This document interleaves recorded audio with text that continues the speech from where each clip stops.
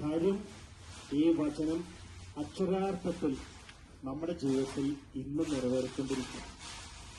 ഈ വചനം പറഞ്ഞ് അന്ന് അബ്രാഹാം പറഞ്ഞു, മകനെ ദൈവം തരും,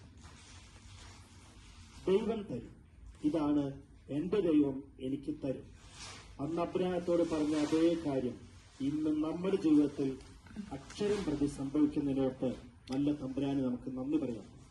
ഈ പ്രാർത്ഥനയുടെ 9ാമത്തെ ദിവസമായി ഇന്ന് നമ്മൾ മനസ്സിലാക്കുന്നതും പ്രാർത്ഥനാപൂർവ്വം ധ്യാനപൂർവ്വം മനസ്സിലാക്കേണ്ട വചനം അതിങ്ങനെയാണ്: ദയനീയ അവസ്ഥയിൽ നിന്ന് ദൈവം നിന്നെ ഉയർത്തും.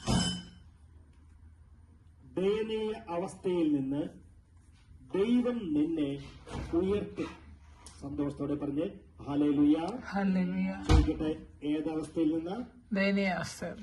ഏതവസ്ഥയിൽ നിന്ന്? ദയനീയ അവസ്ഥ. ദയനീയ